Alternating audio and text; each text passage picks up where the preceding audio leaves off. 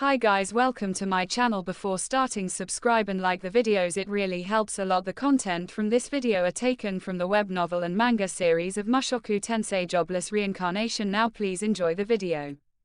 Volume 8 Chapter 10 White Mask. Second part Part 1 Nanahoshi Shizuka. If it were to be written in kanji, then it's 7 stars quiet fragrance. She experienced a trip. A trip is, in other words, a teleported individual. If I who died and then was reborn in this world as a baby am considered a reincarnated individual, then she would be, that's right, something like a person wandering astray, that kind of feeling. After piecing that together, I decided to be open about the fact that I was a reincarnated person.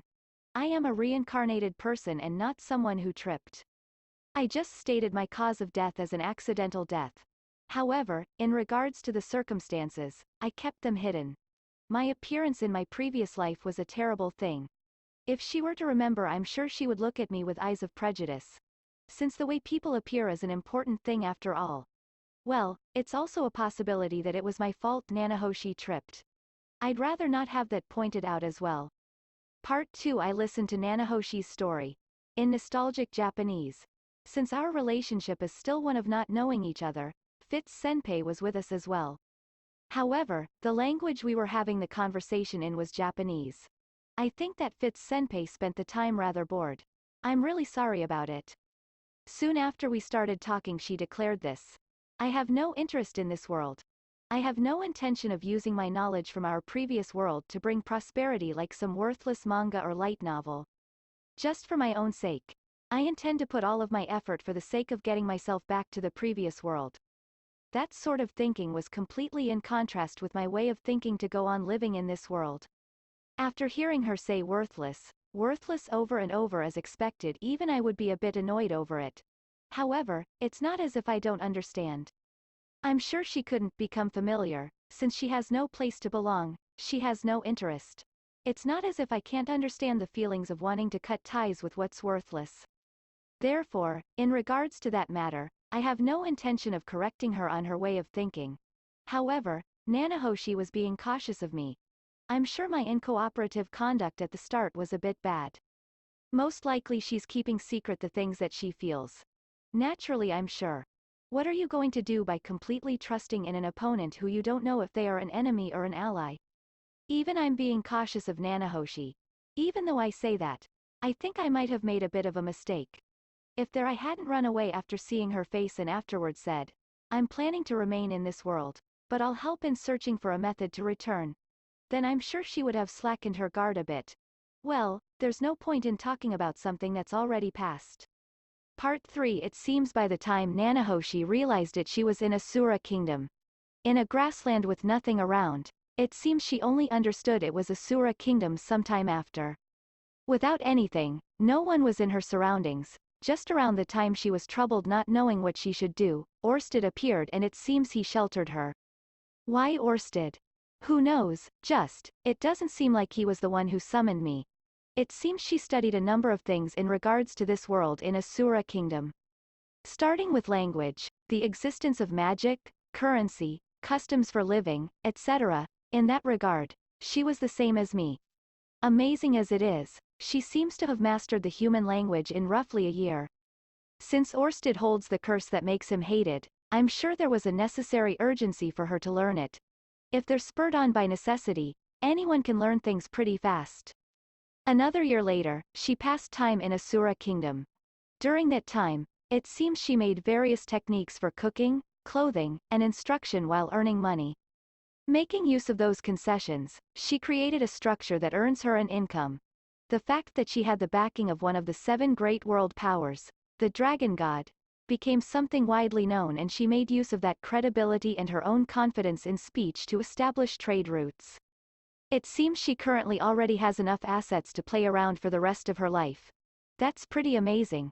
She learned her language and even created a good foundation with money. And all of that was nothing more than a stepping stone in order to return to our previous world. Being dragged around by Orsted, she collected various information for the sake of returning to the previous world, and then she thought that 2 of her acquaintances may have tripped to this world as well, so she spent around 1 year traveling the world. It seems that Orsted has many enemies, so he ended up fighting here and there. Orsted is strong, so most of his opponents are defeated in a single attack. My fight was one of those, but since only I was somehow in a different situation, it seems she advised that I be left alive. In regards to that, I honestly said words of thanks to her. Putting aside the cause or process, if it hadn't been for the words Nanahoshi said, I would have been dead after all. In any case, why is Orsted-san in a dispute with the human god, Hitagami? Since it was all so sudden, I was surprised. I don't know the details either, but he did say he held a grudge against him. Also, if he leaves alone the apostles of the human god, then they usually become powerful, so he usually finishes them off early on. I'd prefer if he didn't suddenly attack me over a personal grudge. Also, I'm not an apostle of the human god. Recently I've been doing whatever he says, but I only ever meet him once per year or so. It's not like our relationship is so intimate that I'd be called an apostle. In any case, she traveled around the world and there she met a variety of people. Orsted is someone who is hated, but the dragon god name has value to it and can be used, with just a single letter written by him. It seems renowned magicians, knight leaders, and such will want to meet you. You traveled throughout the world in 1 year. I got caught on that part. It took me 2 or 3 years to go around the world once. Yeah, using a certain special method. What kind of method is that? That's right, if I were to put it in simple terms, it would be something like a warp device. Door of trip, huh? I believe they were called teleport magic circles in this world. Do you know? I've heard of just the name. When was it that I heard about it? If I remember, it was during the time I was coming back from Magic Continent. I heard about it from Ruijerd. How nostalgic. I had heard that teleport magic circles already don't exist anymore. It seems there are still ruins remaining, created during the time of the Human-Demon War. Oh, ruins. Where are they? I've been forbidden from saying that, so I can't tell you. Since they seem to be a taboo in this world, so I shouldn't really tell anyone. I see. Although, since I was just following along as we went around, I don't really remember as well. It seems that is the case. Even though she went all around the world, it was just walking from one teleport magic circle to the next teleport magic circle. The fact that she doesn't remember may not be a lie. If you were to be lead around warping all over the place without a map, there's no way to know your precise location. If possible, I'd like to know about something as convenient as that for once. Since I never know when or what might happen next time. Turning back our conversation. Nanahoshi was unable to meet the people she was searching for. However, she met a variety of people. Among those, a certain individual said something like this. Haven't you been summoned to this world by someone's hands?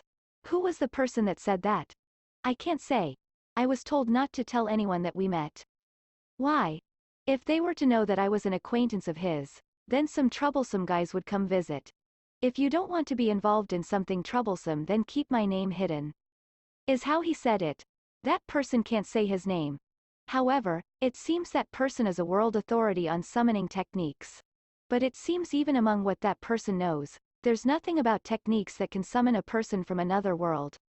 In the first place, putting aside summoning from another world, you can't summon people in general. Anyhow, she started to investigate into summoning magic and made the Magic University into her base.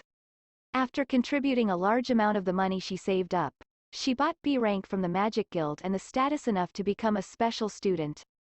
Furthermore, making use of her connections with Asura Kingdom, she introduced school uniforms and such.